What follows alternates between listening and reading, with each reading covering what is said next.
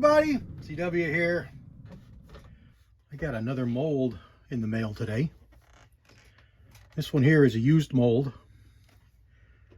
It was a little bit abused, neglected, but frankly, it's a little better than I expected it to be. It's a Lyman 2 cavity. It's an older mold, and you can tell, well, number one, by the number, but you can also tell by the screws. The more modern molds use Allens for these lock screws. But this is a Lyman Mold, 2 cavity, and the number is, let me see if I can get this to focus for us here, 41032. And that's how you can tell it's a little bit older, because it only has 5 digits. Usually older molds are lacking one digit. It's a 41 caliber, 210 grain, Keith style semi-wad cutter. Now this one's got the undesirable narrow front driving band, and it's got a round bottom grease groove.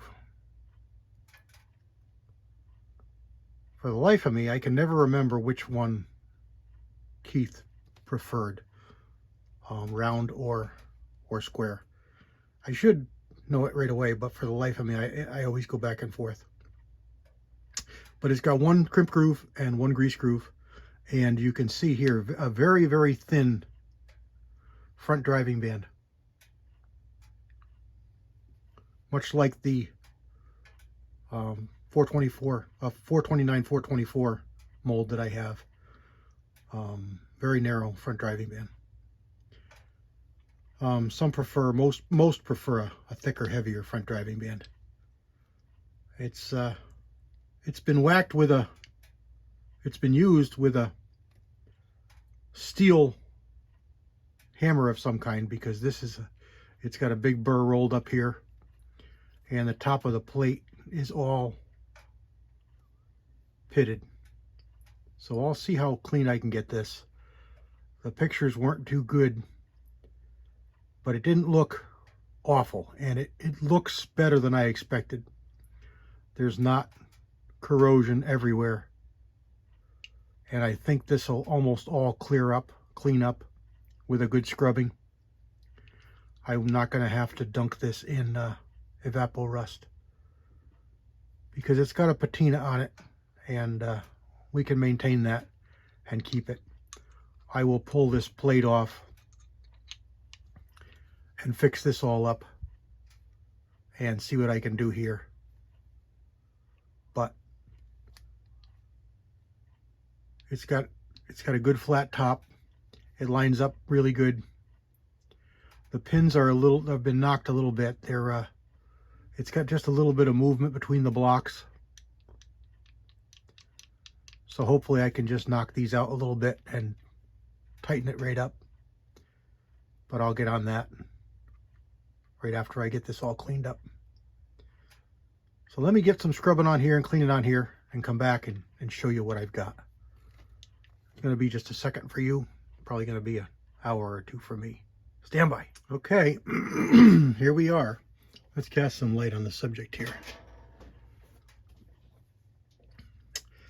First off, the big change. I put a cabin tree sprue plate on it, just because it was in such bad shape. I went and looked, and I've got one rebuilding kit left. I got to pick up a couple more, head over to Lyman and pick up a couple more sprue plates and screws and everything. But I had this one, so I just put this one on. The molds took some hits. There was burrs all around the edges on all sides. So I stoned it flat on all sides. So you got everything that was proud taken off. And most of the corrosion came off. All the corrosion came off. Even the top plate came pretty good. I had to file it quite a bit to get it, but the sprue plate, but it came really clean, and most all those pits came out. I stoned it. I filed it to remove the burrs that were all around the edge from hitting it so hard, and I got those to come out with the file, and then I went and I stoned both sides, and I stoned the top, and I cut my relief grooves. You can see them there, just a few thousandths of an inch on a 45, and when you put it together, it leaves you just a little bit of a line, and that adds as a bleed to air out and help you with fill out. And lastly, I adjusted the pins so they're out like they should be. That one there might be just a little bit more than it should be by a few thousandths, but it closes up nice and it's really rock solid. It doesn't move. And that's done by putting it together like this, putting it in the vise, and you can see the back of those pins right there and there. They're just pressed in, and they can move with rough handling. And we know this mold got some rough handling, so it really needed it. So you just drive a flat pin punch in there, and you tap them over until you get good lockup. If you go too far, you'll leave a seam. So you can't go too far, because these holes here, they appear big, but they're just opened up here. They're smaller, a few thousandths in. So they're drilled through, pretty much the same diameter as these are, but they're opened up here and here just to allow it to locate, and then it drops into this actual size, and it gives you solid positioning. So there we go. The cavities were really good. So this was stoned. Of course, we don't do anything in here. I just brushed this with soapy water, hot soapy water, and a toothbrush, a stiff toothbrush. You don't want to do anything in here. No wire wheels. Goodness, no wire wheels. You'll ruin a mold. You could go really careful with a bronze brush, but you're better off not even doing it, because there's all kinds of delicate lines in here, and you don't want to knock them down. So you can go all your bleed lines, you can go through them and gouge them out with a sharp bamboo. Make sure that they're open, because if they get clogged, corroded, they won't bleed off air, and it'll cause poor fill out, and it'll cause you all kinds of troubles running the mold. So it's important that they're good. It's important that we take care of our molds, because if you want them to produce good bullets, that's what you need to do. So there it is. So I'm going to coat this one up with some mineral oil, because we've got lots of white metal there that can corrode.